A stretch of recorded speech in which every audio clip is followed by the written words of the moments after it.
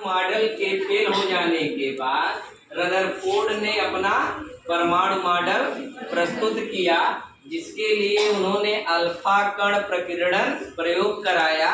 इस प्रयोग को करने के लिए उन्होंने स्वर्ण की पन्नी पर अल्फा कणों की क्या कराई, बमबारी कराई। अल्फा कण जो होते हैं वो धनावेशित कण होते हैं, जो हीलियम के परमाणु से बने होते हैं।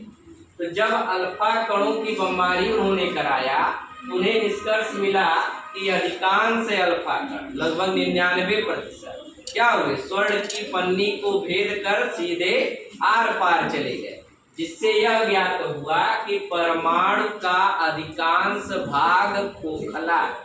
कैसा है? खोखला है।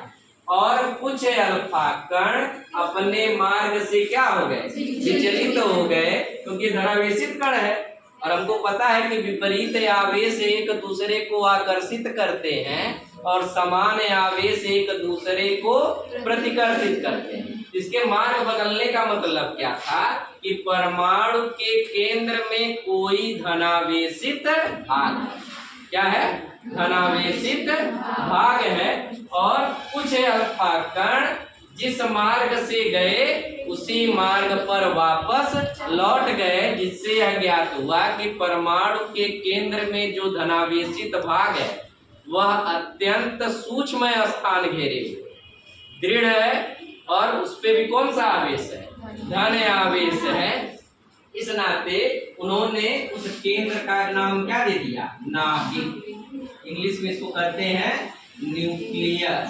तो रदरफोर्ड ने अपना परमाणु मॉडल प्रस्तुत किया, उसमें उन्होंने कहा कि परमाणु जो है एक खोखला गोला है, जिसके केंद्र में क्या होता है, धनावेशित नाभिक होता है, और इस नाभिक के चारों ओर अनेक वृत्तीय कक्षाएं होती हैं, और इलेक्ट्रॉन इन्हीं कक्षाओं में क्या करते हैं, चक्कर लगाते हैं। लेकिन इनका भी प्रयोग क्या मान लिया गया, अमान्य मान लिया गया, क्योंकि वैज्ञानिक थे क्लार्क मैक्सवेल।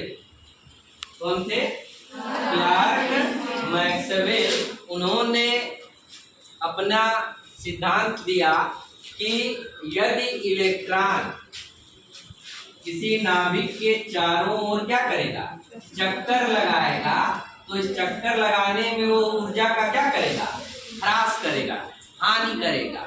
जब ऊर्जा की क्या होगी, हानि, तो इस वृत्तीय कक्षा की त्रिज्या क्या होती जाएगी, घटती चली जाएगी, और अंत में इलेक्ट्रॉन नाभिक में गिर पड़ेगा, जिसका अर्थ होगा परमाणु का विनाश, जो कि संभव नहीं है। इनका यह प्रयोग भी क्या हो गया, फेल हो गया। ठीक है।